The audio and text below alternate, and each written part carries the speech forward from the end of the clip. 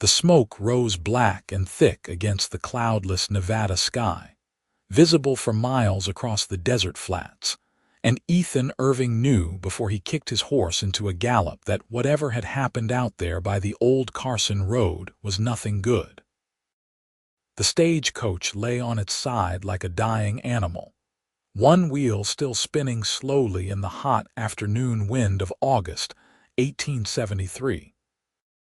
Ethan pulled his mare to a hard stop 20 feet away, his hand instinctively moving to the colt at his hip, as his eyes scanned the wreckage and the surrounding scrub for any sign of the bandits who must have done this. The silence pressed in on all sides, broken only by the creak of settling wood and the nervous snort of his horse. He dismounted slowly, boots hitting the hard, packed earth with a soft thud. 3 bodies lay scattered near the coach, and Ethan's jaw tightened as he recognized the driver, old Pete Summers, who had driven the route between Genoa and Carson City for more than a decade. The man's weathered face was turned toward the sky, eyes closed, a dark stain spreading across his chest. The shotgun guard lay a few feet away, and a third man, probably a passenger, had fallen near the coach door. Ethan moved closer, his throat tight with anger and sorrow. This was the third attack in as many months, and the law seemed no closer to catching the gang responsible. He knelt beside Pete, removing his hat in respect, when he heard it a sound so faint he almost missed it beneath the whisper of wind through sagebrush. A whimper. Human. Alive. He was on his feet in an instant, moving toward the overturned coach with his heart suddenly hammering. The door hung open at an awkward angle, and he had to crouch low to peer inside the dark interior. At first, he saw nothing but scattered luggage and broken glass, but then a flutter of movement caught his eye. She was wedged in the far corner, half buried beneath a fallen bench seat and a trunk that had come loose in the crash. Her dress was torn and dusty, dark hair falling across her face in tangled waves. Blood streaked her temple and her hands where she had clearly tried to push the debris away. But it was her eyes that stopped him, wide and brown and filled with a terror so raw it hit him like a physical blow. "Easy now," Ethan said softly, the way he would speak to a spooked horse. "I am here to help." She did not respond, just stared at him with those huge, frightened eyes, her whole body trembling. Shock, he realized. She was deep in shock and probably did not even fully understand where she was or what had happened. He holstered his gun and shrugged out of his coat despite the heat. It was instinct more than thought. She needed comfort, protection, something between her and the horror of this moment. He climbed carefully into the tilted coach, mindful of the unstable wreckage, and began moving the debris away from her with gentle hands. "Can you tell me your name?" he asked as he worked, keeping his voice low and steady. "Can you tell me if you are hurt bad?" No answer. She just watched him with those traumatized eyes as he lifted the heavy bench seat off her legs. He checked her over as best he could without being improper, looking for obvious breaks or serious bleeding. She had cuts and bruises, that gash on her temple that looked worse than it probably was, but miraculously nothing seemed broken. "I am going to lift you out now," he told her. "This coach is not stable and we need to get you clear." "All right." Still no response, but when he slid his arms beneath her and lifted, she did not fight him. She weighed almost nothing, or maybe that was just the adrenaline making him strong. He carried her out of the wreckage and away from the bodies, setting her down gently on a flat rock in the shade of a struggling pinyon pine. That was when he wrapped his coat around her shoulders, covering the torn dress, and the exposed skin scraped raw from the crash. She clutched at it with shaking hands, pulling it tight around herself like armor. Ethan did not ask her what had happened, did not ask her who she was or where she was going or why she had been on that coach. The questions could wait. Right now she needed water and care and time to come back to herself. He fetched his canteen and knelt in front of her, uncapping it and holding it out. "Just small sips," he said. "Not too fast." Her hands shook so badly she could barely hold the canteen, so he steadied it for her, letting her drink. Some of the water spilled down her chin and she flinched as if expecting punishment for the waste, which made something twist painfully in his chest. "You are safe now," he said, and meant it. Whatever it took, whoever had done this, he would make sure she stayed safe. She looked at him then, really looked at him, and he saw the exact moment some awareness came back into her eyes. Her lips parted and she drew in a shaky breath. "They are dead," she whispered, her voice hoarse and broken. "Everyone is dead." "I know," Ethan said quietly. "I know, but you are not. You are alive." She started to shake harder, the reality of it crashing over her, and he thought she might fall apart completely. Instead, she pulled his coat tighter and turned her face away, swallowing hard. He could see her fighting for control, fighting to hold herself together, and he respected her enough to let her have that battle in privacy. He stood and moved to his horse, digging through his saddlebags for the clean shirt he kept there and the small medical kit that every smart rider carried in this country. When he came back, she was sitting exactly as he had left her, staring at nothing. "I need to clean that cut on your head," he said. "Is that all right?" A tiny nod. Progress.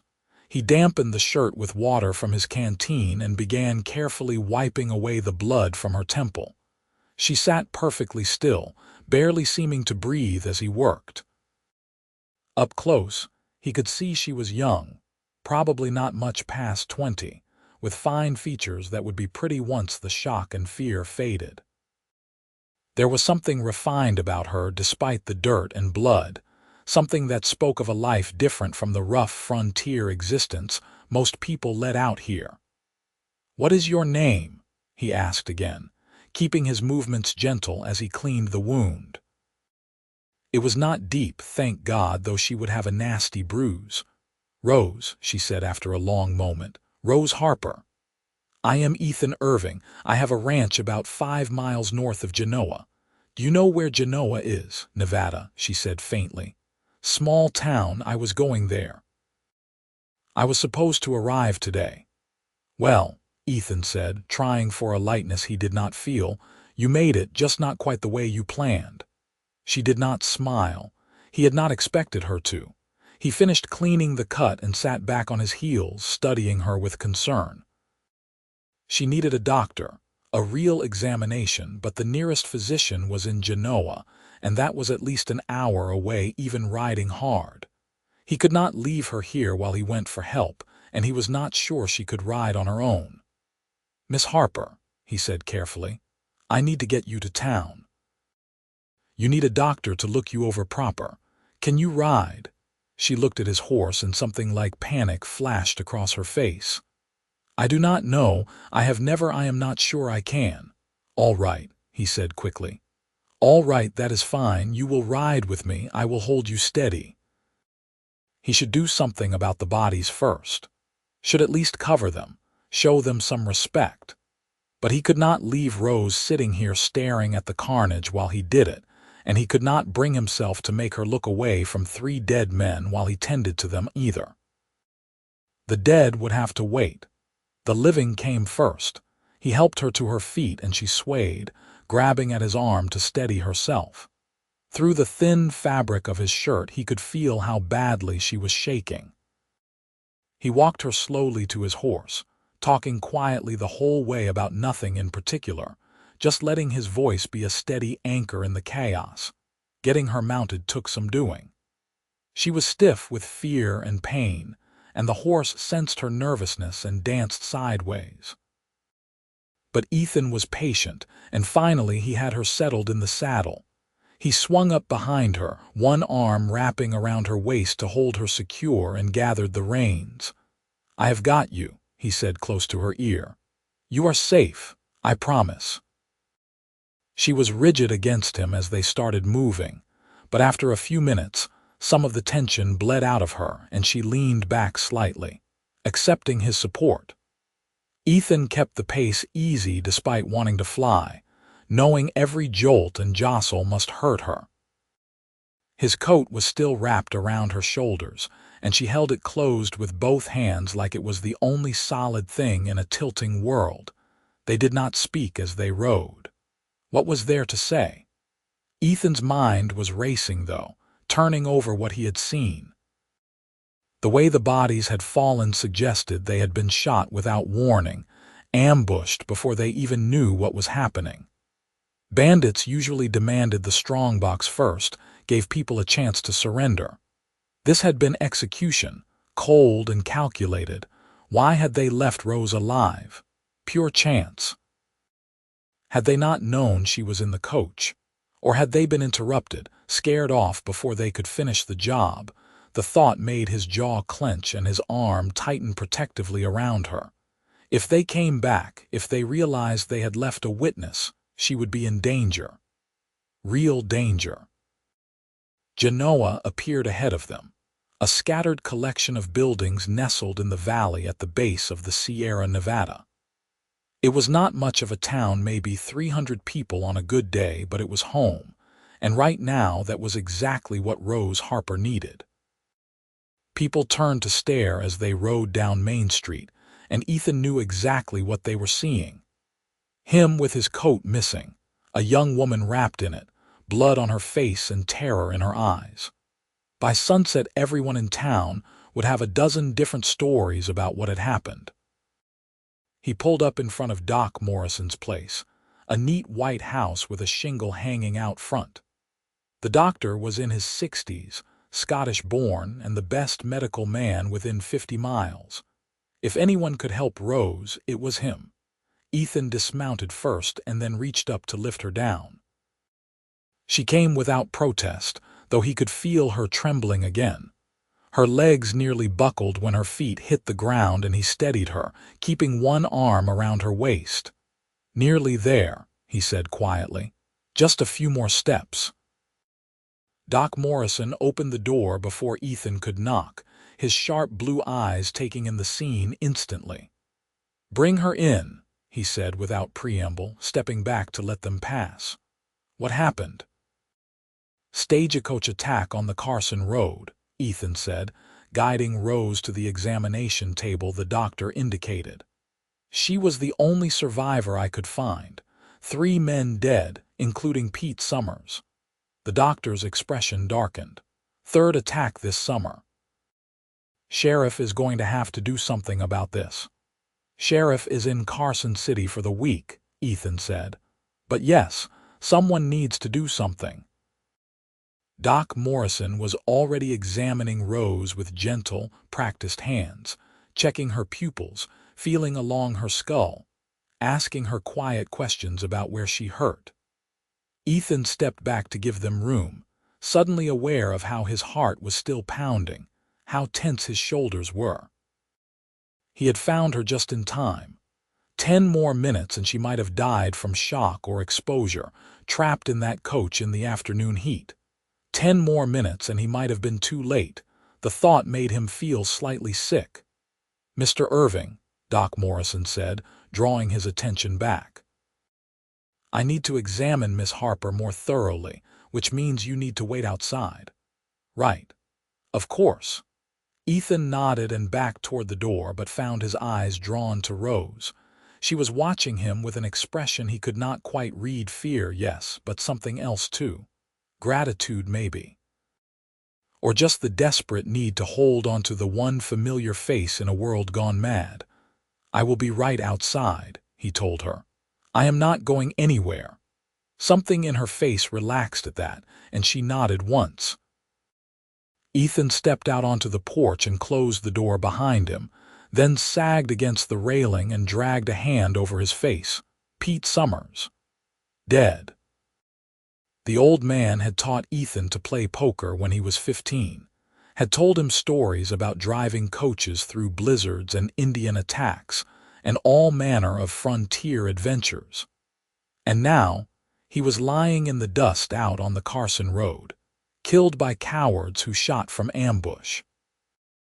Ethan needed to ride back out there, needed to bring the bodies back to town so they could have proper burials, needed to search for tracks, for evidence, for anything that might lead to the men responsible. But he had told Rose he would not go anywhere, and he found he could not break that promise, not even for the dead. He would wait until Doc Morrison was finished. Then he would figure out what came next. The door opened behind him 20 minutes later and the doctor stepped out, closing it softly. His expression was grave. "She is going to be fine physically," he said. "Bruised and battered, that gash on her head, but nothing broken or seriously damaged. She was very lucky." "And not physically?" Ethan asked, hearing the unspoken qualifier. Doc Morrison shook his head. "She has been through a trauma. Watched people die, nearly died herself. That is not something that heals as quick as a cut. She is going to need time and care." "Does she have family here? Someone I can take her to?" I asked her that. She said no. Said she was coming to Genoa to work as a school teacher. The town council hired her by letter correspondence from back east. "Pennsylvania," she said. "Pennsylvania to Nevada. That was a hell of a journey for a young woman alone." "So she has no one," Ethan said. "Not a soul." I suggested she might want to stay here at my place for a few days. Let me keep an eye on her, but she got upset. I think the idea of staying still in one place is making her feel trapped. Understandable given what happened. Ethan thought about his ranch. It was not much, just a small spread with decent grazing and a sturdy house his father had built before the consumption took him 5 years back. Ethan had been running it alone since, doing well enough to keep himself fed and the property maintained. He had room. More than room. He had empty bedrooms and a safe, quiet place away from town and prying eyes. "She can stay with me," he said before he had fully thought it through. "At my ranch, just until she gets her bearings." Doc Morrison raised an eyebrow. "That is generous of you, son, but you do know how people will talk. Young woman staying at a bachelor's ranch." "Let them talk," Ethan said flatly. "She needs somewhere safe and quiet. I can give her that. And I will need to hire on someone to help with the house anyway, now that things are picking up." It was a weak justification and they both knew it, but Doc Morrison just studied him for a long moment and then nodded. "Your father would be proud of you," he said quietly. "You are a good man, Ethan Irving. Just make sure you think this through. Taking responsibility for her, even temporarily, that is not something to enter into lightly." "I know what I am doing," Ethan said, though he was not entirely sure that was true. Doc Morrison went back inside and returned a moment later with Rose. She looked steadier on her feet now, though still pale and drawn. She was still wearing Ethan's coat despite the heat, and he noticed the doctor had cleaned her up some, wiped away the remaining blood and dust.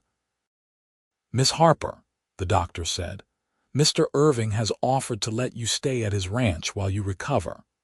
It is your choice entirely, but I think it might be better than staying in town where everyone will be wanting to ask you questions and hear the story."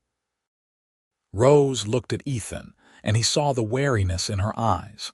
She did not know him, had no reason to trust him beyond the fact that he had pulled her from the wreckage and brought her here. For all she knew, he was just as dangerous as the men who had attacked the coach. "I have a spare room," Ethan said quietly. "Clean and private. You would not be bothered. And my nearest neighbor, Martha Sullivan, is just 2 miles down the road. Fine woman, been on her own ranch since her husband passed. She can vouch for me if you want to meet her first." It was the mention of Martha that seemed to decide her. Rose nodded slowly. "All right," she said. "Thank you. I do not want to be a burden, though. If there is work I can do to earn my keep, you just focus on healing," Ethan interrupted. "We can worry about everything else later." They walked back to his horse, moving slowly to accommodate her stiff gait. This time, when he lifted her into the saddle, she did not freeze up quite as bad, though she still grabbed onto his arm like it was a lifeline when he settled behind her. The ride to the ranch took half an hour at an easy walk. The sun was lowering toward the mountains now, painting everything in shades of gold and orange. Ethan pointed out landmarks as they rode the creek that ran through his property, the stand of cottonwoods where he had built a small barn, the meadow where his 20 head of cattle were currently grazing. Rose did not say much, but she was listening. He could tell by the way her head turned to follow his gestures, the way she seemed to be taking everything in and filing it away. The house came into view, a low wooden structure with a covered porch and a stone chimney.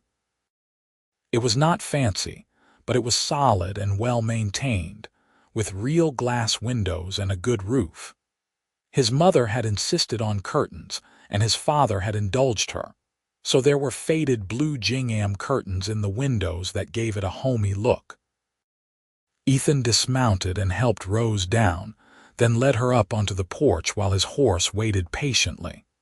The door stuck a little like it always did, and he had to put his shoulder into it. Inside it was dim and cool, the afternoon heat shut out by thick walls. "Let me get the lamps lit," he said, moving around the main room striking matches. Warm light bloomed, revealing a space that was clean if sparse. A stone fireplace dominated one wall with his father's rifle hung above it. A wooden table with 4 chairs sat near the kitchen area, and a worn sofa faced the fireplace. It was a bachelor's house, lived in but not truly decorated. "Come on," Ethan said, leading her down a short hallway. "This was my parents' room. I have been using it since they passed, but there is another room that is bigger and has a better window. You take this one." He opened the door to reveal a simple bedroom with a real bed frame, a mattress with clean linens, a dresser, and a washstand. A rag rug covered part of the wooden floor, and those same blue gingham curtains hung at the window. Rose stepped inside slowly, looking around like she could not quite believe it was real. "It is lovely," she said softly. "Thank you." "I will get you some water for washing," Ethan said. "And I need to ride back out to the coach.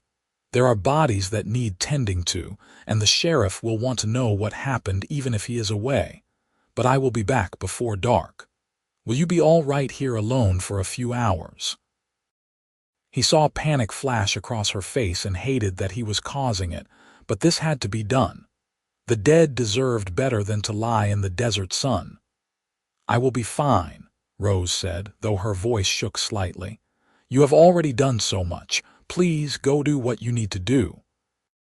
Ethan hesitated, then reached out and gave her shoulder a gentle squeeze. "There is food in the kitchen, bread and cheese and some dried beef. Help yourself to whatever you need.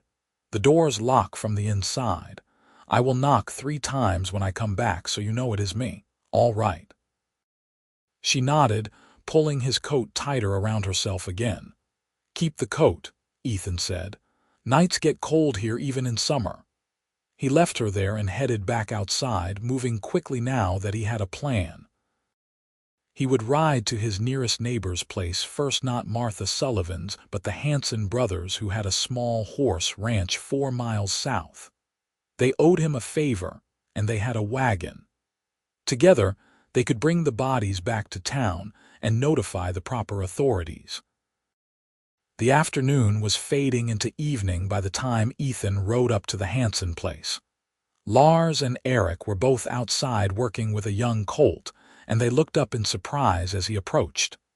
"Ethan," Lars called, the older of the 2 brothers by 3 years. "What brings you out here so late?" "Trouble," Ethan said grimly, and proceeded to tell them about the coach attack. Their faces went hard and grim.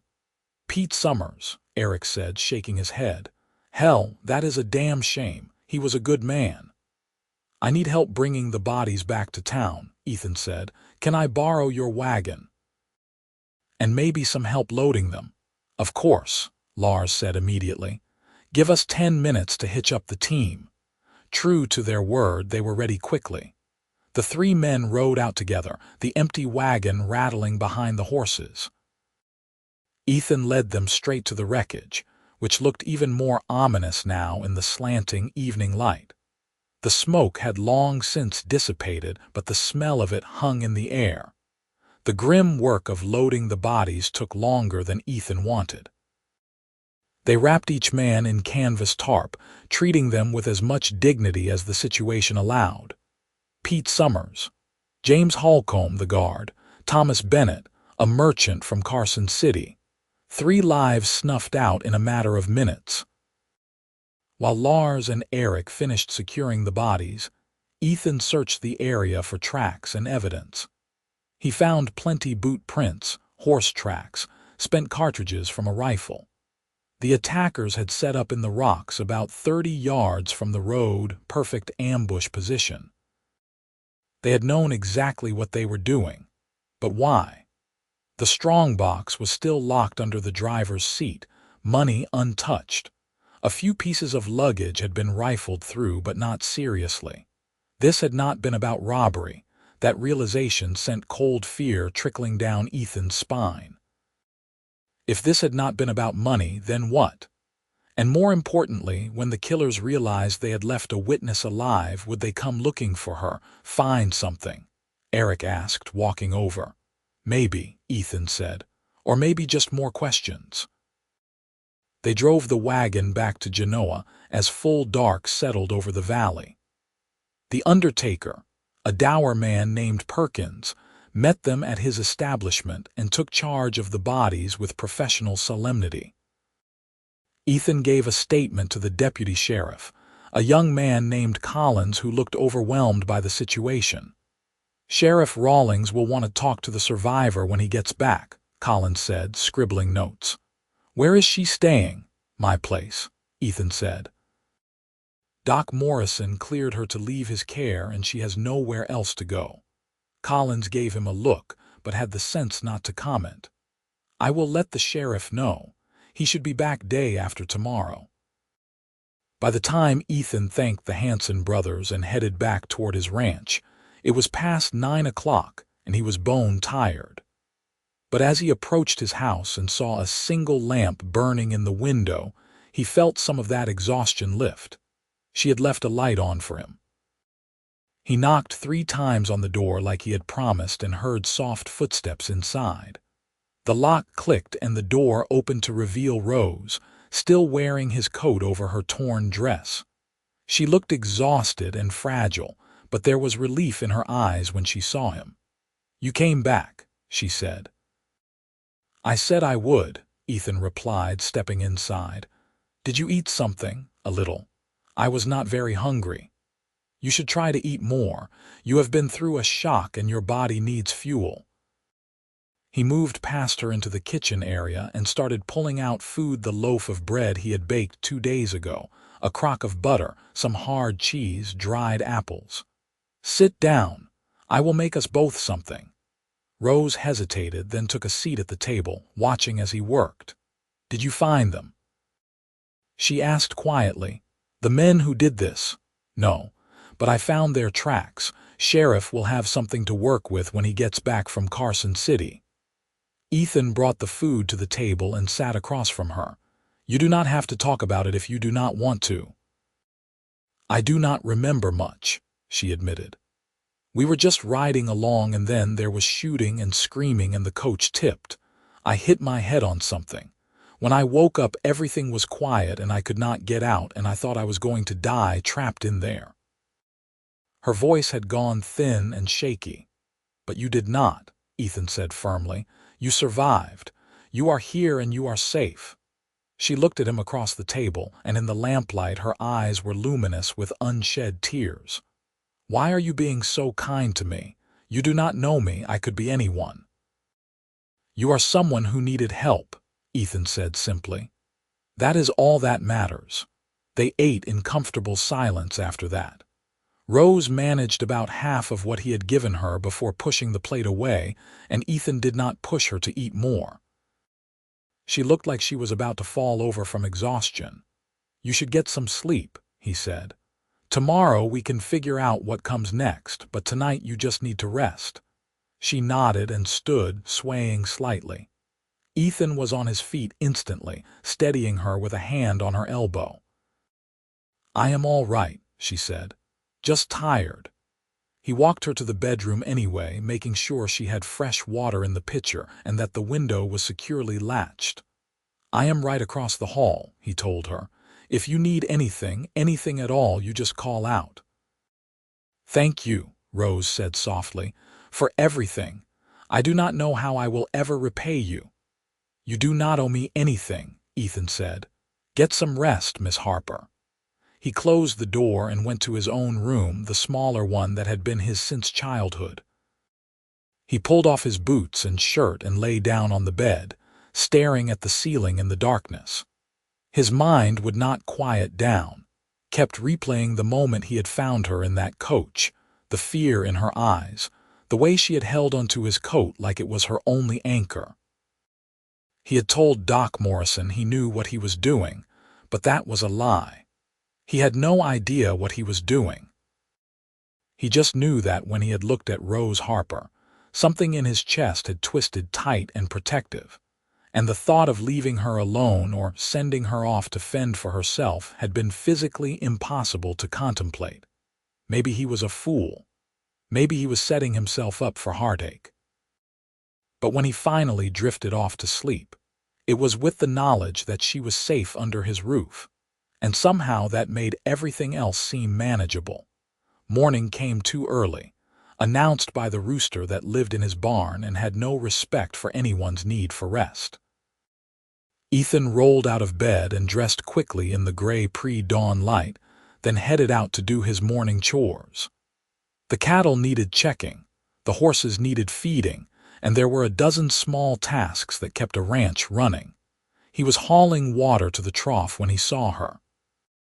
Rose had emerged from the house and was standing on the porch, still wearing yesterday's torn dress, but without his coat now. Her dark hair was loose around her shoulders and she looked lost, like she was not sure what she was supposed to do with herself. Ethan set down the bucket and walked over. Morning, he said. How did you sleep? Better than I expected, she admitted. The bed was comfortable and it was quiet. I am not used to that much quiet. It takes some getting used to being out here away from town, Ethan agreed. You hungry? I can make breakfast. I can make it, Rose said quickly. If you show me where things are, I should start earning my keep. Ethan wanted to argue to tell her she did not need to earn anything, but he could see this was important to her. Some way of taking back control after yesterday's helplessness. So he just nodded and led her inside, showing her where he kept the flour and eggs and bacon.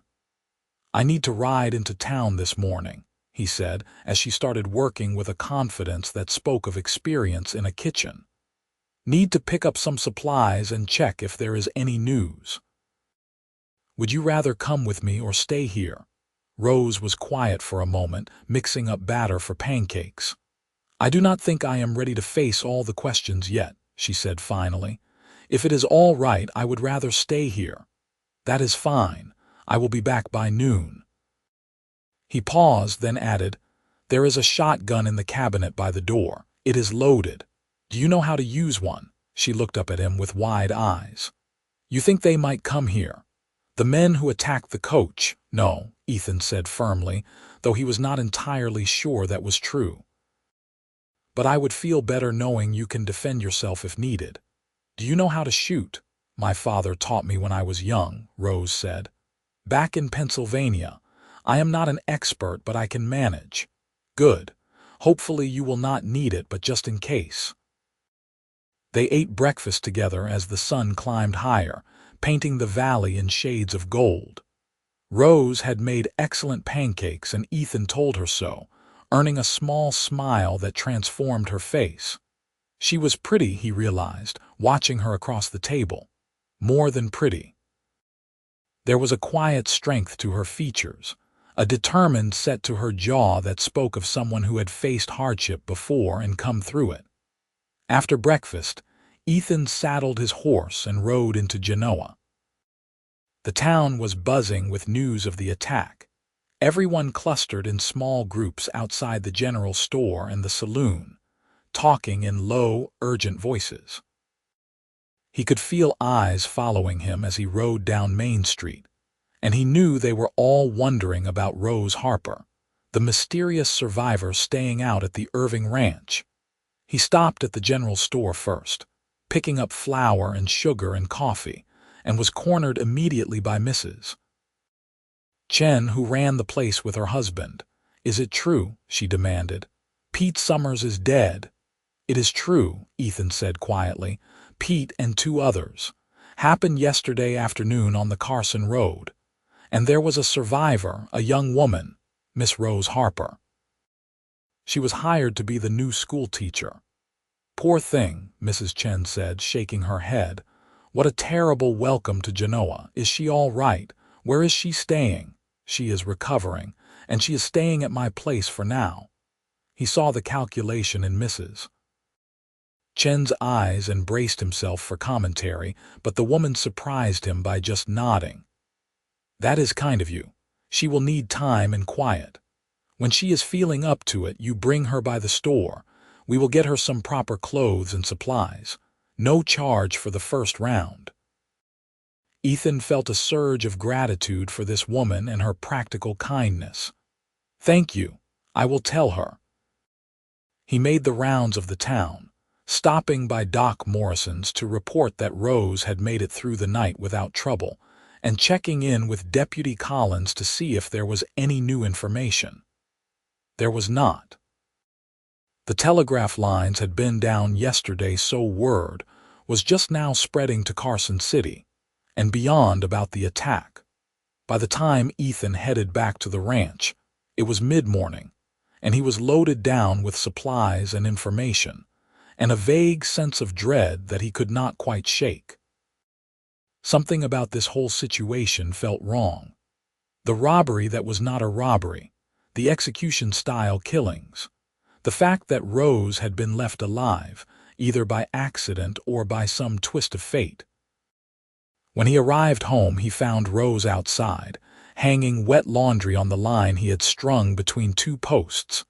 She had clearly done a washing, including his spare shirts and the bed linens from her room. She turned as he rode up, shading her eyes against the sun.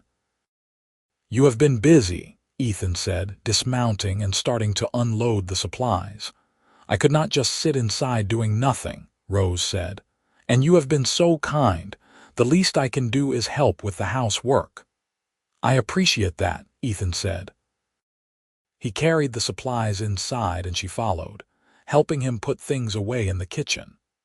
They worked in easy silence, and Ethan found himself watching her when she was not looking, noting the way she moved with careful precision, like someone who was still hurting but trying to hide it. "I ran into Mrs. Chen at the general store," he said. "She said when you are ready to come by and she will outfit you with some proper clothes and supplies. On the house." Rose stopped, a jar of preserves in her hands. "That is very generous. I do not want charity, though." "It is not charity," Ethan said. "It is neighbors helping neighbors. That is how things work out here." She set the jar down carefully. "I had money in my bags on the coach, and I was supposed to start teaching next week. If I can get an advance on my salary from the town council, I can pay everyone back." "I am sure we can work that out," Ethan agreed. "But for now, just focus on healing. Everything else can wait." The rest of the day passed quietly. Ethan worked on mending a section of fence that had been knocked down during a storm the previous week, and Rose stayed close to the house, apparently content to work on small tasks like organizing his kitchen and sweeping the floors. He came in around sunset to find she had made dinner a simple stew with vegetables from his root cellar and some of the dried beef, but it was hot and filling and tasted better than anything he had made for himself in months. "You are a good cook," he said, and meant it. "My mother taught me," Rose said. She said a woman should always be able to feed herself and anyone who might depend on her. I thought she was being old-fashioned at the time, but I am glad for the lessons now. Tell me about your family, Ethan said. If you want to talk about it, I mean. Rose was quiet for a moment, pushing food around on her plate. My parents died 3 years ago. Influenza outbreak in our town. I had a brother, but he went west to seek his fortune in the silver mines, and we lost touch. I have been living with my aunt and uncle since then, working as their housekeeper basically. When I saw the advertisement for a teaching position out here, it felt like fate, a chance to start fresh somewhere new. And then you arrive and walk straight into disaster, Ethan said. Yes. Though if I had to walk into disaster, I am glad you were the one who found me. She looked up at him then, really looked at him, and Ethan felt something shift in the air between them. An awareness, a connection forming that was deeper than just rescuer and rescued. I am glad I found you too, he said quietly. They held each other's gaze for a long moment, and Ethan felt his heart rate pick up. Then Rose looked away, color rising in her cheeks, and the moment passed. But something had changed. They both felt it. Over the next few days, they fell into a routine. Ethan worked the ranch and Rose kept the house, cooking and cleaning and gradually growing stronger. She smiled more, laughed at his stories about stubborn cattle and ornery horses.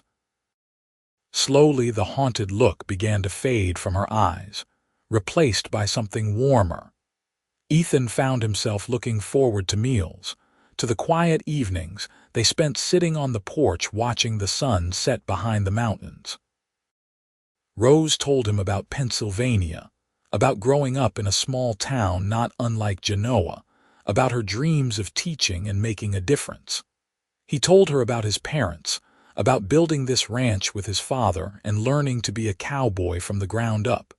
They did not talk about the attack.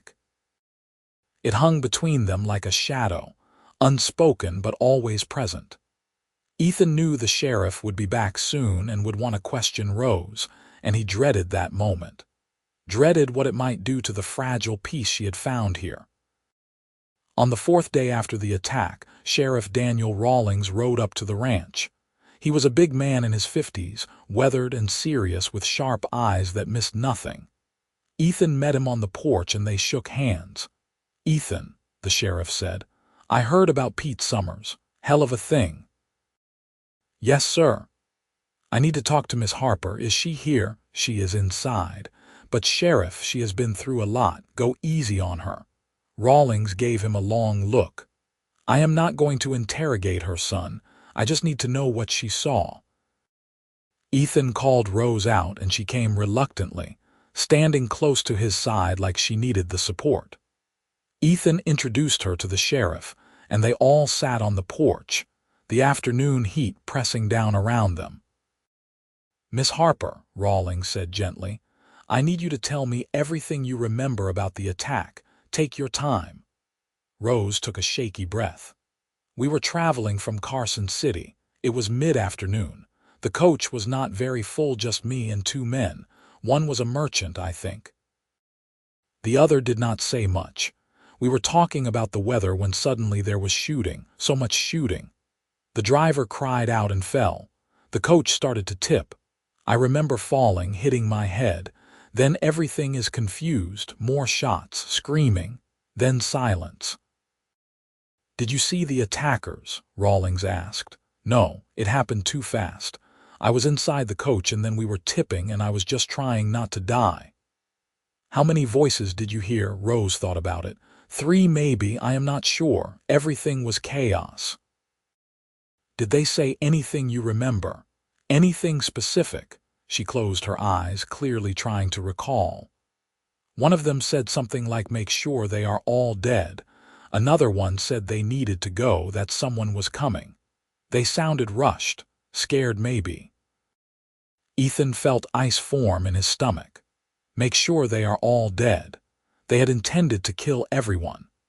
The only reason Rose was alive was because they had been interrupted or maybe just had not looked carefully enough inside the overturned coach. "Miss Harper," Rawlings said carefully, "did you know either of the passengers?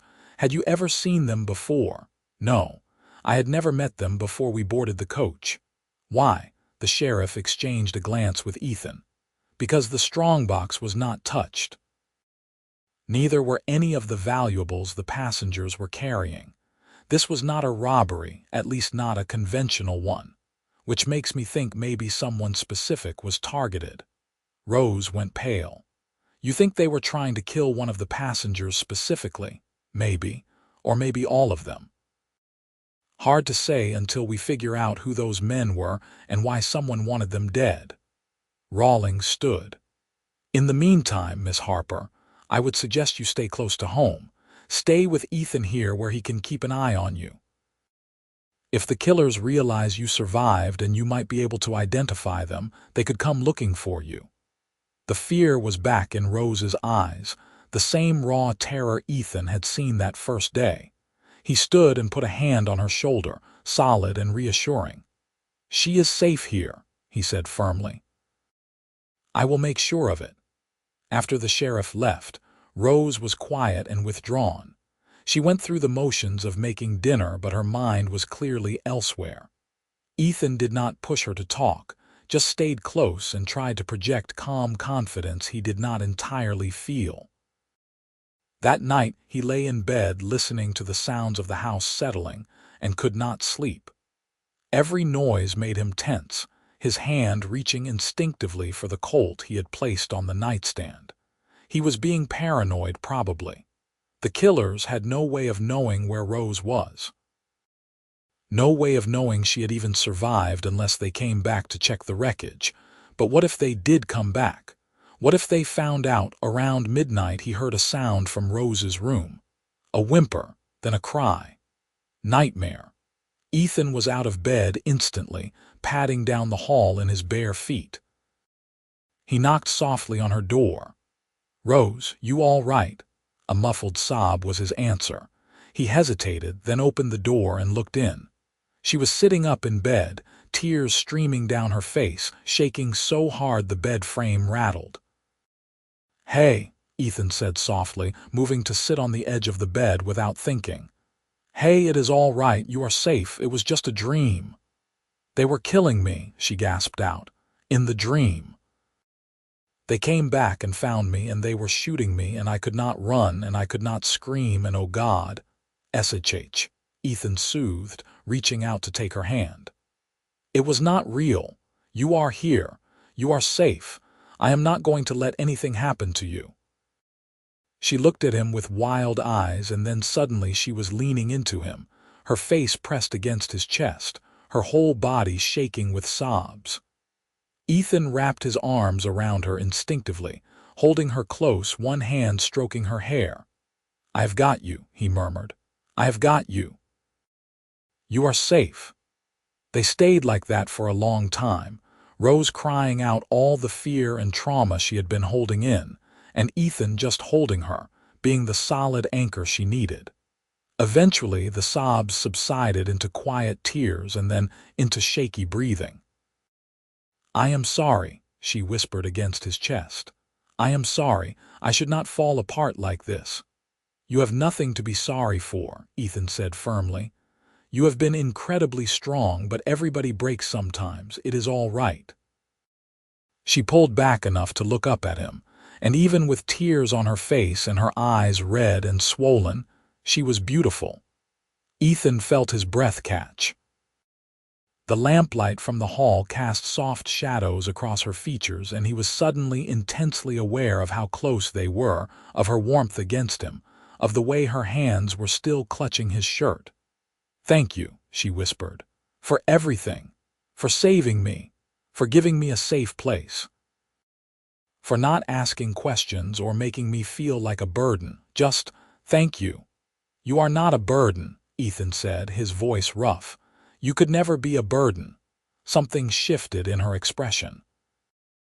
Her eyes searched his face, and he saw the exact moment awareness flickered there, the same awareness he was feeling. She was in his arms. He was in her bedroom in the middle of the night, and there was something between them that was more than just gratitude or protectiveness. But she had been through hell. She was vulnerable. And Ethan was not the kind of man who would take advantage of that, no matter how much he wanted to lean down and kiss her trembling mouth. He pulled back gently, putting proper distance between them even though it felt like tearing something. "Try to get some sleep," he said, standing. "I will leave the door open. If you need anything, just call out." "Ethan," she said as he reached the doorway. He turned back. "Will you stay, just for a little while? I do not want to be alone."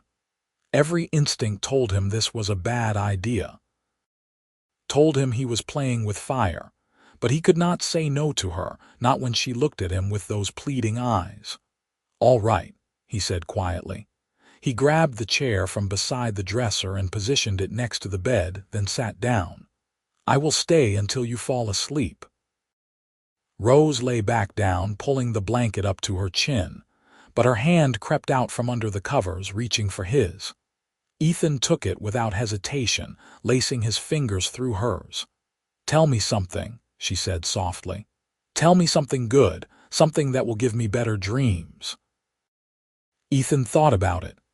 "When I was 8, he said, "my father took me up into the mountains for the first time. We camped under the stars and he taught me all the constellations, showed me how to navigate by them. And I remember lying there in my bedroll, looking up at all those stars, feeling so small but also like I was part of something huge and eternal. He told me that no matter what happened in life, those stars would always be there. Always constant, always watching over us." "That is beautiful," Rose murmured. Her eyes were drifting closed. "Do you still go up there, sometimes, when I need to clear my head? Will you take me sometime, when all this is over?" "I would like that," Ethan said, and realized he meant it with every fiber of his being. Within minutes, her breathing evened out into sleep.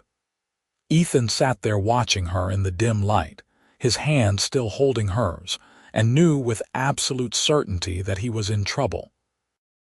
Somewhere between finding her in that wreckage and sitting here in her bedroom, he had started to fall for Rose Harper. Not just protective feelings or attraction, but something deeper, something real. He stayed until he was sure she was deeply asleep, then carefully extracted his hand and returned to his own room. But sleep eluded him for hours, his mind turning over this new realization and all its complications. The next morning Rose was subdued at breakfast, clearly embarrassed about her breakdown the night before. Ethan did not mention it, just kept things light and normal, but something had shifted between them again. When their hands accidentally touched passing a plate, they both froze. When their eyes met across the table, neither looked away as quickly as they might have before. They were dancing around something, both afraid to name it. Days passed. The sheriff sent word that he was still investigating but had no solid leads. The passengers had been identified: Thomas Bennett, a merchant with no enemies anyone knew of, and William Crawford, a lawyer from Carson City with a reputation for handling difficult cases. The working theory was that Crawford had been the target, possibly killed to prevent him from testifying in some case, but there was no proof. Rose grew stronger every day. The bruises faded, the cut on her temple healed to a thin pink line. She smiled more, laughed more. And Ethan found himself looking for excuses to be near her, to hear that laugh, to see that smile. He was not alone in his feelings. He caught her watching him sometimes when she thought he was not paying attention. Caught the way her breath hitched when he stood close. Caught the way she found reasons to touch his arm or hand in passing. They were falling for each other, and both trying desperately to pretend they were not. 2 weeks after the attack, Martha Sullivan finally rode over to check on things. She was a woman in her 50s, tough as nails, with gray-streaked hair and knowing eyes. She had been widowed 10 years back and had run her ranch alone ever since, earning the respect of every rancher in the valley. "So you are the famous Rose Harper," Martha said, looking her over with frank assessment. "Heard a lot about you." "I imagine you have," Rose said, and Ethan was proud of the way she met Martha's gaze steadily. "Most of it probably scandalous gossip about me living here." Martha surprised them both by laughing. "Oh, I like you. You have spine. Good, you will need it out here." She turned to Ethan. "Can I talk to you privately?" They stepped off the porch and Martha studied him with those sharp eyes. "You doing all right, son?" "I am fine." "You are falling in love with her." It was not a question. Ethan felt his jaw tighten. "Is it that obvious?" "To me it is. I have known you since you were knee-high, and I can see it in the way you look at her, like she is the sun and you are orbiting around her." Martha's expression softened. "There is nothing wrong with that, Ethan. But you need to be smart about this. She has been through trauma. She might be confused about what she is feeling, gratitude versus real affection, and people are already talking. If you care about her reputation, you need to either make your intentions clear and proper, or you need to help her find somewhere else to stay." "I do not want her anywhere else," Ethan said quietly. "I know that makes me selfish. I know it is complicated. But Martha, when I am with her, I feel like I have been waiting for her my whole life and did not even know it." Martha smiled. "That is how your father described meeting your mother, said it was like coming home to a place he had never been." She squeezed his shoulder. "Just be careful. With her heart and with yours. And if you need a chaperone to make things more proper, I am happy to come stay a few days a week." "Thank you. I will ask Rose what she wants." When Martha left, Ethan found Rose in the kitchen preparing lunch. She looked up as he entered and he saw vulnerability in her eyes. "What did Martha want to talk about?" she asked. "She pointed out that people are talking about us, about you living here alone with me. She offered to come stay a few days a week as a chaperone if that would make you more comfortable." Rose set down the knife she had been using. "Is that what you want?" "No," Ethan said honestly, "but I care about your reputation. I do not want you hurt by gossip." "I am already the talk of the town," Rose said. "The mysterious woman from back east who survived when everyone else died. What is a little more gossip?" She moved closer to him and Ethan's heart started beating faster. "Ethan, I know what people must think, and maybe they are right to think it. Maybe I am foolish, but I feel safer here with you than I have ever felt anywhere, and it is not just about safety anymore." "Rose, let me finish," she said. "I know the circumstances are strange. I know that what I am feeling might be mixed up with gratitude and relief at being alive. But when I look at you, I do not just see the man who saved me. I see someone kind and strong and good, someone who makes me laugh, someone who I want to know better. And I hope you might feel the same way." Ethan reached out and cupped her face with one hand, his thumb brushing her cheekbone. "I feel the same way," he said, his voice rough with emotion. "More than I probably should, more than is smart given everything. But Rose, I cannot pretend I do not care about you. Cannot pretend my heart does not race every time you walk into a room." Her eyes shimmered with tears, but these were happy tears. "Then what do? We take it slow," Ethan said. "We figure this out together, and we do not let fear or gossip or anything else dictate what happens between us. If you want to stay here, you stay. If you want Martha as a chaperone, we arrange that. If you want a court proper with me calling on you in town, we can do that too. Whatever you need, whatever makes you feel safe and happy, that is what matters." Rose smiled through her tears. "I want to stay here with you, and I do not care what anyone says about it." "Then you stay," Ethan said simply. And then, because he could not help himself any longer, because she was looking up at him with those luminous eyes and her lips were parted, and everything in him was screaming to close the distance between them. He leaned down and kissed her.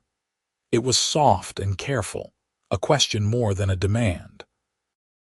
But when Rose's arms came up to wrap around his neck, when she kissed him back with a tentative passion that made his heart soar, the careful control he had been maintaining shattered. He pulled her closer, deepening the kiss, pouring everything he felt into it, the fear of almost losing her, the joy of finding her, the desperate growing love that had been building for 2 weeks. When they finally broke apart, they were both breathing hard, foreheads pressed together. "Well," Rose said shakily, "that certainly complicates things." Ethan laughed, the sound rough and surprised. "We are already complicated, might as well embrace it." They spent the rest of the afternoon working side by side, but now there was an ease between them that had not been there before. They had acknowledged what was happening, had given it a name and shape, and somehow that made everything both more real and less frightening. That evening they sat on the porch together watching the sunset, Rose tucked against Ethan's side with his arm around her shoulders. It felt right. It felt like home. "Tell me about your dreams," Ethan said, "for teaching, for your life. What do you want?" Rose was quiet for a moment, thinking. "I want to make a difference," she said finally. "I want to teach children to read and think and question the world around them. I want them to have opportunities I did not have, and I want a home, a real home with someone who loves me and whom I love in return. Children maybe someday, a garden, a place where I feel like I belong." "You belong here," Ethan said softly, "if you want to, not just temporarily, permanently."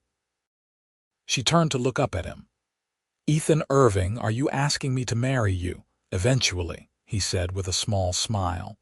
"I know it is too soon. We have only known each other 2 weeks. But Rose, I am not interested in a short romance or a temporary arrangement. When I look at the future now, you are in it, and I needed you to know that." "I need you to know something too," Rose said, her voice steady and sure. "I may have come to Genoa to teach school, but I think I really came here to find you, and I am not going anywhere." They sealed that promise with another kiss as the sun sank below the mountains, and the first stars began to appear in the darkening sky. Life settled into a new rhythm over the following weeks. Rose began preparing for her teaching position, which would start when the school year began in September. She went into town with Ethan and met with the town council, who were thrilled their new teacher had survived the attack and was still willing to take the job. She met the children who would be her students, their mothers, the other women of Genoa who were curious about this Eastern girl who had captured the heart of their most eligible bachelor. The gossip was inevitable, but most of it was kind. People could see that what was happening between Ethan and Rose was real, not some scandal or impropriety. And as the summer days passed and they were seen together more and more, the talk shifted from scandalous to romantic. "Young love," people said with indulgent smiles. "About time that Irving boy found someone." The investigation into the attack continued but produced little in the way of concrete results. The sheriff was convinced the lawyer, William Crawford, had been the target, killed to silence him about some case. But without witnesses or hard evidence, there was little he could do. The gang responsible had seemingly vanished. Rose still had nightmares sometimes, but they grew less frequent. And when they came, Ethan was there, holding her, reminding her she was safe. Their relationship deepened and grew, built on a foundation of trust and genuine affection that strengthened every day. In late August, a month and a half after the attack, Ethan took Rose up into the mountains like he had promised. They rode for half a day, climbing into the high country where the air was thin and cold and the views went on forever. They camped under the stars, and Ethan showed her the constellations his father had taught him, pointing out patterns and telling stories. "It is beautiful up here," Rose said, lying beside him on a blanket and staring up at the infinite darkness spangled with light. "So peaceful, like the rest of the world does not exist." "This is my favorite place," Ethan admitted. "Always has been. Thank you for sharing it with me." Rose rolled onto her side to look at him. "Ethan, there is something I need to tell you." He turned his head, concerned by her serious tone. "What is it?" "I have been doing a lot of thinking about what happened, about the attack and why I survived when everyone else died. And I realized something." She took a breath. "I believe I survived because I was meant to find you, meant to be here with you building a life. Maybe that sounds foolish or overly romantic, but I truly believe it. You are my fate, Ethan Irving, and I am yours." Ethan felt his throat tighten with emotion. He reached out and took her hand, bringing it to his lips. "I do not think it sounds foolish at all," he said. "I think it sounds like the truth." "I love you," Rose said, and it was the first time either of them had spoken those words aloud. "I know it has not been long, and I know the circumstances were strange, but I love you with everything I have." "I love you too," Ethan said, pulling her close. "More than I knew it was possible to love someone. You are everything, Rose, everything I did not know I needed." They made love that night under the stars, a joining that was tender and passionate and felt like coming home. Afterward, wrapped in each other's arms with the blankets pulled around them against the mountain cold, Ethan knew with absolute certainty what he needed to do. When they returned to the ranch 2 days later, tanned and happy and completely in love, Ethan rode straight into Genoa. He went to the small jeweler's shop run by Mr. Goldstein, an old man who had come west during the gold rush and stayed to practice his original trade. "I need a ring," Ethan said. "Something special." Mr. Goldstein smiled knowingly. "For Miss Harper, I assume?" "Yes, sir." The old man pulled out a tray of rings, but Ethan's eye was immediately drawn to one in particular. It was simple but elegant, a gold band with a small diamond and 2 tiny sapphires flanking it. It looked like something that would suit Rose perfectly, not too flashy but beautiful in its simplicity. "That one," he said. "Excellent choice," Mr. Goldstein said, wrapping it carefully. "She is a lucky woman." "I am the lucky one," Ethan said, and meant it. He proposed that evening, back at the ranch with the sun setting and the world painted in gold and rose. He did not plan anything elaborate, just took Rose's hand as they stood on the porch and pulled out the ring. "Rose Harper," he said, "I know we have not known each other long by conventional standards, but I have never been more sure of anything in my life than I am about this, about us. You are my heart, my home. Everything good in my life started the day I found you. Will you marry me?" Rose's eyes filled with tears and she nodded, unable to speak for a moment. When she finally found her voice, it came out shaky but certain. "Yes, yes, 1,000 times yes." He slid the ring onto her finger and it fit perfectly, like it had been made for her. Then he kissed her as the last light faded from the sky and the stars began to appear, and everything felt absolutely right. They were married 6 weeks later in early October, when the aspens had turned gold and the air carried the first hint of autumn chill. The ceremony was held at the small church in Genoa, packed with townspeople who had come to witness the union. Martha Sullivan stood as witness for Rose, and Lars Hansen stood for Ethan. Doc Morrison gave Rose away, having become something of a surrogate father figure to her since her arrival. Rose wore a simple white dress that Mrs. Chen had helped her make, and carried wildflowers from the meadow on Ethan's ranch. She looked radiant, her face glowing with happiness, and when she walked down the aisle toward him, Ethan felt his heart nearly stop. "Dearly beloved," the preacher began, but Ethan barely heard the words. He was too busy looking at Rose, memorizing every detail of this moment. Her smile, The way the afternoon light caught in her dark hair, the way her hand trembled slightly in his. When it came time for the vows, they spoke them clearly and firmly, pledging their love and faithfulness. And when the preacher pronounced them man and wife and told Ethan he could kiss his bride, he did so with a joy that felt almost too big to contain. The whole town turned out for the celebration afterward.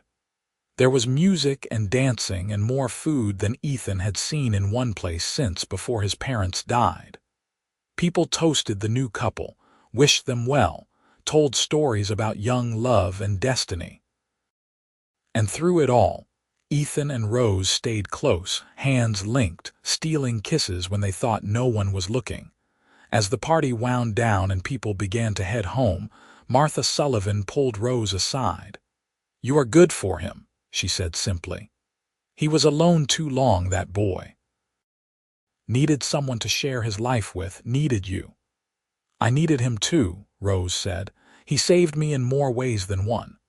"That is what love does," Martha said with a smile. "It saves us, changes us, makes us better than we were." Ethan and Rose rode back to the ranch as husband and wife just as the sun was setting. The house looked golden in the fading light, welcoming and warm. Their home now, officially and forever. That night, they celebrated their marriage properly, and it was everything their first time had been and more passionate and tender and full of love. Afterward, lying tangled together in the bed they would now share every night, Rose traced patterns on Ethan's chest and smiled. "Tell me what you are thinking," Ethan said, running his fingers through her loose hair. "I am thinking about how strange life is," Rose said. 3 months ago I was on a stagecoach heading toward what I thought would be a new but ordinary life. Teaching school, living alone, making the best of things. And then everything went wrong in the worst possible way. And yet if it had not happened, if that coach had not been attacked, I never would have met you, never would have found this life." "I have thought the same thing," Ethan admitted. "Felt guilty for thinking it, but it is true. That attack was the worst day of several people's lives, but it brought you to me." "We will make it mean something," Rose said firmly. "We will build a good life, a happy life. We will raise children and teach them to be kind and brave. We will honor the people who died by living well." "Does that make sense?" "Perfect sense," Ethan said, kissing the top of her head. "We will make it mean something." And they did. Rose took up her teaching position that fall and became beloved by her students and their families. She was patient and creative, making learning fun, pushing her students to be their best. She taught children to read who had never seen a book before. She taught them history and mathematics and science. She opened up worlds to them. Ethan's ranch prospered. With Rose at his side, managing the household and helping with decisions, things seemed to run more smoothly. They bought more cattle, expanded the grazing land, slowly built something solid and successful. The first winter of their marriage was hard. Nevada winters always were, but they weathered it together, keeping each other warm through the long, cold nights. They read books aloud by firelight, played cards, talked for hours about everything and nothing. They learned each other's rhythms and habits, the small quirks that made them unique. They argued sometimes, as all couples do, but they always worked through it, always came back to the love that bound them. In the spring, Rose discovered she was pregnant. She told Ethan one evening in April, a year after they had met, by taking his hand and placing it on her still flat stomach. "There is someone who wants to meet you," she said with a smile. "In about 6 months." Ethan's eyes went wide. We are going to be parents," Rose confirmed. And then she was in his arms and he was spinning her around and laughing and crying at the same time. Their son was born in November of 1874, during the first snowfall of the season. The labor was long and difficult, and there were moments when Ethan feared he might lose her, might lose them both. But Rose was strong, stronger than anyone gave her credit for, and when the baby's first cry split the air, Ethan felt relief and joy crash over him like a wave. "A boy," Doc Morrison announced, placing the squalling infant in Rose's arms. "A healthy, loud boy." Rose looked down at her son with tears streaming down her face, and when she looked up at Ethan, he saw his own joy and wonder reflected in her eyes. "What should we name him?" she asked. They had discussed names over the months but never settled on anything definite. Now, looking at his son's red, wrinkled face, Ethan thought of his father, thought of the stars and the stories and the man who had taught him what it meant to be good and strong. "Thomas," he said, "after my father. Thomas Irving." "Thomas," Rose repeated, testing the name. "It is perfect." The baby brought new joy but also new challenges. Sleepless nights and constant worry and the overwhelming responsibility of keeping this tiny human alive and healthy. But they faced it together, learning as they went, making mistakes and celebrating victories. Rose took a leave from teaching that year to focus on Thomas, but she returned the following fall with the baby often sleeping in a cradle at the back of the schoolroom. The children adored him, took turns helping to watch him, learned responsibility through caring for someone smaller than themselves. 2 years later, their daughter was born, a beautiful girl with her mother's dark hair and her father's blue eyes. They named her Emma, after Rose's mother, and she was a ray of sunshine from her first breath. Where Thomas was serious and thoughtful, Emma was all laughter and mischief. Life became wonderfully chaotic with 2 small children. The house was always full of noise and activity. There were toys scattered across the floor and laundry that never seemed to end, and meals that were more about survival than cuisine. But there was also laughter, so much laughter, and love that seemed to grow deeper and richer with each passing year. The children grew. Thomas developed his father's love of ranching, following Ethan around from the time he could walk, learning about cattle and horses and the land. Emma showed her mother's passion for learning, always asking questions, always wanting to know more about everything. 5 years after the attack that had brought them together, Rose and Ethan stood on their porch one evening watching the sunset while their children played in the yard. Thomas was 7 now, Emma 5, and they were chasing each other through the grass, shrieking with laughter. "Do you remember the day we met?" Rose asked, leaning against Ethan's side. "Every detail," Ethan said.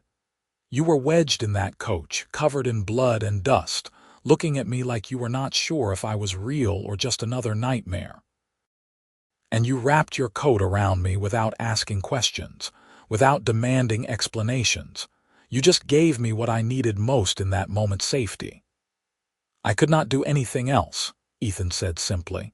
"The moment I saw you, something in me just knew you were important. Knew I had to protect you." "My rescuer," Rose said with a smile. "My cowboy, your husband," Ethan corrected, pulling her closer. "Your partner, your home." "Yes," Rose agreed, tilting her face up for a kiss. "All of that." They had built a good life from the ashes of tragedy. Had taken the worst day and turned it into the first day of something beautiful. The people who had died in that attack would always be remembered, their loss mourned. But Rose and Ethan had honored them by living fully, by choosing love and hope over fear and despair. As the years continued to pass, their family grew in other ways too. Martha Sullivan became a beloved surrogate grandmother to the children, teaching them ranch skills and telling them stories about the old days. The Hanson brothers became uncles in all but blood, always there when Ethan needed help with the ranch or the children needed someone to play with. The community of Genoa wrapped around them, a network of support and friendship. Rose continued teaching until Thomas was 12 and Emma 10, at which point she retired to focus on the ranch and her family full-time. But she never stopped teaching, she just shifted her audience to her own children, making sure they grew up educated and curious and kind. Ethan expanded the ranch over the years, buying adjacent land when it became available, building the herd until the Irving Ranch was one of the most successful operations in the valley. He taught Thomas everything he knew, preparing his son to take over someday. And when Emma expressed interest in ranching too, he taught her the same, never letting gender dictate what his children could learn or become. When Thomas was 15, he asked about the story of how his parents met. He had heard bits and pieces over the years, but never the full tale. So one evening, with the whole family gathered around the fireplace, Rose and Ethan told the story together. They spoke of the attack, of the fear and pain, of the moment Ethan found Rose in the wreckage, of the coat he wrapped around her and the promise he made to keep her safe, of the slow building of trust and affection into love, of the decision to face the future together despite the unconventional circumstances. "You saved her," Thomas said when the story was done, looking at his father with admiration. "She saved me too," Ethan said, taking Rose's hand. "That is what love does. It saves both people. I do not know if I will ever find someone who makes me feel the way you two clearly feel about each other," Emma said wistfully. "You will," Rose assured her, "when you are ready and when the right person comes along. Love is not something you force or rush. It is something you recognize when you find it." The children grew into young adults. Thomas steady and responsible, already showing signs of the kind of man he would become. Emma passionate and bright, determined to see more of the world before settling down. They left home eventually, as children do, but they always came back. The ranch was home. Their parents were the anchors of their lives. Rose and Ethan grew older together, their hair going gray, their movements slower but no less purposeful. They celebrated anniversaries and birthdays, weathered droughts and hard winters, mourned friends who passed and welcomed new life as their children eventually married and had children of their own. On their 30th wedding anniversary, Ethan took Rose back up into the mountains to the place where he had proposed. They were older now, the climb harder on aging joints, but the view was just as spectacular as it had been 3 decades earlier. 30 years, Rose marveled, sitting beside him on the same rock they had shared when they were young. "Sometimes it feels like it has been forever. Sometimes it feels like just yesterday." "Both," Ethan agreed. "It is both." He pulled her close and she fit against his side the same way she always had. "If I could go back and do it all again, I would not change a thing. Not even the attack, the fear and pain, not even that," Ethan said firmly, "because it brought you to me. And you are worth every difficult moment that came before and after." "I love you," Rose said, the words as true and deep as they had been the first time she spoke them. "I will love you forever." "Forever," Ethan echoed and kissed her as the stars began to appear overhead, the same stars his father had shown him as a boy, the same stars that had witnessed his proposal, the same stars that had watched over them through 30 years of marriage. They were constants, those stars. Always there, always watching, just like their love, when Rose finally passed at the age of 74, peacefully in her sleep with Ethan holding her hand, he felt like half of himself had been torn away. They had been granted 47 years together, more than many couples got, but it still felt like not enough. Would never have been enough. But even in his grief, Ethan found comfort. Comfort in the memories they had made, in the children they had raised who were now supporting him in his loss, in the grandchildren and great-grandchildren who carried forward the legacy of love that he and Rose had built. He lived 2 more years after her passing, and people who knew him said he was waiting waiting for the right time to follow her into whatever came next. When he died at 76, it was quietly and without fanfare, sitting in his favorite chair on the porch of the ranch he had built with Rose. Thomas found him there, peaceful and still, a small smile on his weathered face.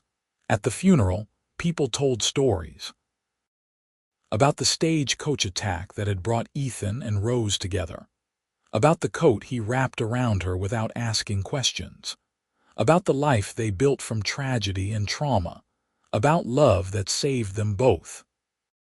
They were devoted to each other from the first moment, Martha Sullivan said, ancient now at 98 but still sharp as ever.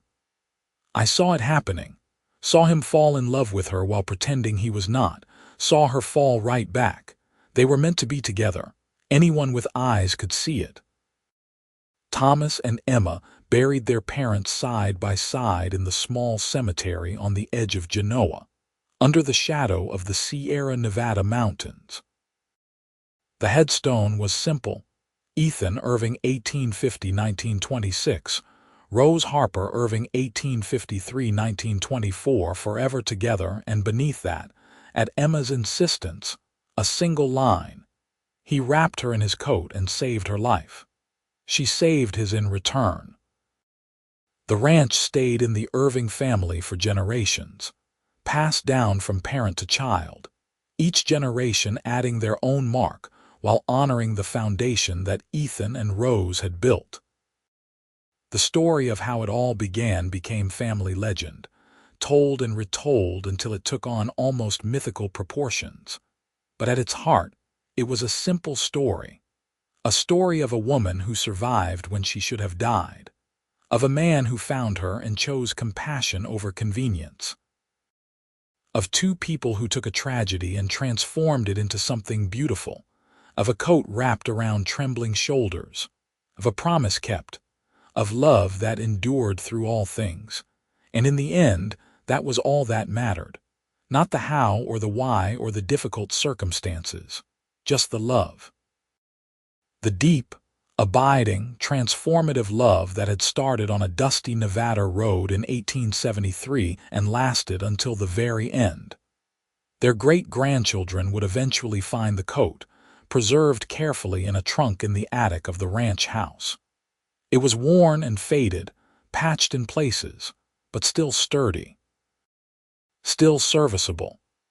They traced the seams with careful fingers and imagined that moment, the moment their great-grandfather had shrugged out of this coat, despite the heat, and wrapped it around a terrified young woman. The moment everything changed, the moment love began. And they understood, holding that coat, what their great-grandmother Rose had always said: that sometimes the worst moments of our lives are actually doorways to the best. That tragedy can be transformed into triumph. That out of darkness can come extraordinary light. The coat was eventually donated to the small historical society in Genoa, where it was displayed behind glass with a placard telling the story. Tourists would stop and read about Ethan and Rose, about the attack and the rescue and the love story that followed. Some dismissed it as legend, too perfect to be true. But others recognized the truth in it, that love really could bloom in the strangest circumstances, that heroes could be found in the most unlikely places, that happy endings were possible even after the darkest beginnings. And on clear nights, when the stars blazed overhead in the big Nevada sky, it was easy to imagine two young spirits riding through the mountains together, laughing and in love, finally and forever free. The legacy of Ethan and Rose Irving lived on not just in their descendants, but in the very fabric of Genoa itself. The school where Rose had taught was eventually renamed Rose Harper Irving Elementary. A scholarship was established in their names for children from the town to pursue education. The ranch continued to thrive, a testament to hard work and dedication and the solid foundation they had built. And every year on the anniversary of the stagecoach attack, The town held a small memorial service for those who had died: Pete Summers, James Holcomb, Thomas Bennett, and William Crawford. People gathered at the cemetery, placed flowers, and remembered. But they also celebrated Rose's survival, celebrated the love story that had come from tragedy, celebrated the reminder that even in our darkest moments, hope and love can find a way. Because that was what the story of Ethan and Rose really taught, that we cannot always control what happens to us, but we can control how we respond. That kindness matters. That love is worth fighting for. That wrapping your coat around a stranger's shoulders, asking no questions and demanding no explanations, can change the entire course of your life. That sometimes the person you save ends up saving you right back. And that true love, once found, endures everything. Time and hardship and loss and grief. It endures. It transforms. It makes us better than we were. Ethan and Rose had learned that lesson and lived it every day of their lives together.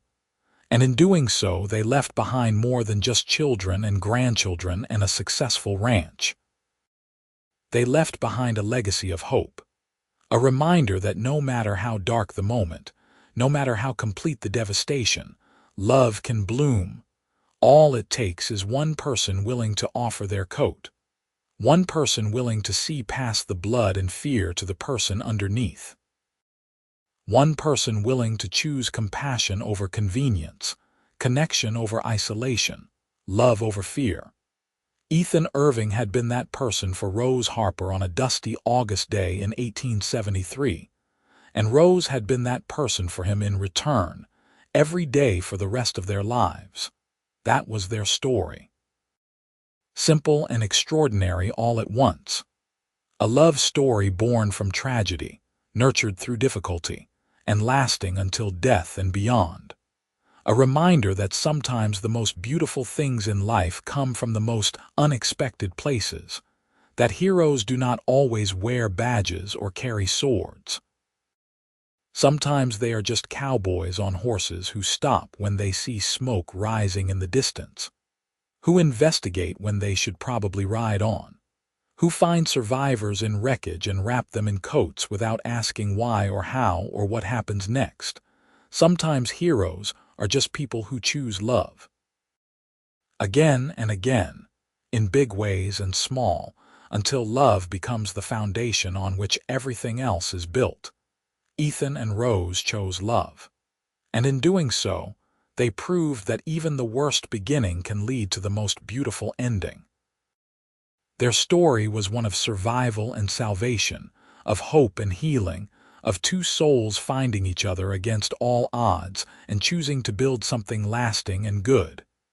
It was a story worth telling, worth remembering, worth honoring. And as long as there were people in Genoa to tell it, as long as the ranch stood and the mountains rose into the sky and the stars blazed overhead, their story would live on, a testament to the enduring power of love, the life-changing magic of kindness. The truth that sometimes, just sometimes, out of the worst devastation can come the greatest joy. All because a cowboy saw a woman in need and wrapped her in his coat without asking a single question beyond, "Are you all right?" All because she looked at him and chose to trust, to hope, to eventually love. That was how great things began, with small acts of compassion, with choices to help rather than turn away. With coats wrapped around trembling shoulders and promises whispered in the darkness and love declared under starry skies, Ethan and Rose Irving knew that truth, lived it, became the very embodiment of it. And their love story, born on a blood-stained desert road in 1873, proved that even tragedy could not stop love when it was meant to be. Nothing could, not fear, not time, not even death itself. Their love was eternal, written in the stars, carved into the mountains, woven into the very fabric of the land they called home, and it all started with a coat and a question and a choice to care. That was everything. That was the whole story. Love, in the end, was always the answer, and Ethan and Rose had proven it beyond any doubt.